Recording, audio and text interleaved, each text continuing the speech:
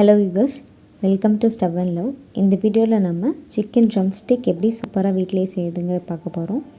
அதுக்கு நான் ஒரு பவுலில் கொஞ்சம் தயிர் எடுத்திருக்கேன். அந்த தயிரில் 2 ஸ்பூன் சிவப்பு மிளகாத்தூள் ரெட் சில்லி பவுடர், 1 ஸ்பூன் மல்லித்தூள், 1 ஸ்பூன் கரம் மசாலா, 1 ஸ்பூன் மிளகு சீரக பொடி ஆட் பண்ணிவிட்டு 1 ஸ்பூன் ஆயில் விட போகிறேன்.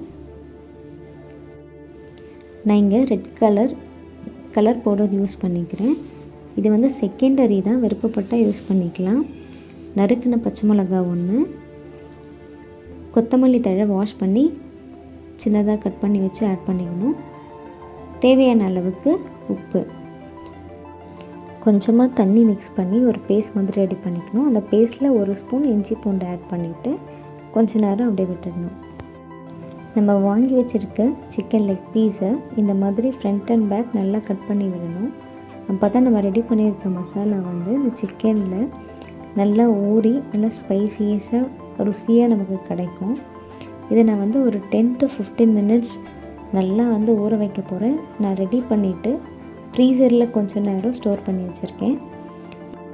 ஒரு 15 நிமிஷத்துக்கு கழித்து அதை எடுத்து ஒரு பேனில் ஆயில் விட்டு அந்த ஆயில் சூடானதுக்கப்புறமா நான் ரெடி பண்ணி வச்சுருக்க சிக்கன் லெக் பீஸஸை மீடியம் ஃப்ளேமில் ஒரு 10 minutes ஃப்ரண்ட் அண்ட் பேக் நல்லா குக் பண்ணி எடுத்தால் நமக்கு ஃப்ரெஷ்ஷாக சூப்பரான சிக்கன் ட்ரம்ஸ்டிக் வந்து ரெடி ஆகிடும்.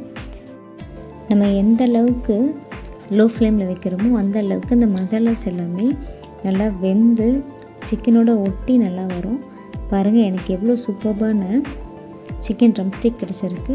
கார்னிஷ்காக நான் கொஞ்சம் புதினாவை கட் பண்ணி மேலே வச்சுருக்கேன். ஸோ நம்மளோட சேனலில் ஃபஸ்ட் டைம் பார்க்குறீங்க அப்படின்னா சப்ஸ்கிரைப் பண்ணுங்கள், லைக் பண்ணுங்கள், ஷேர் பண்ணுங்கள். Please support us. தேங்க்யூ.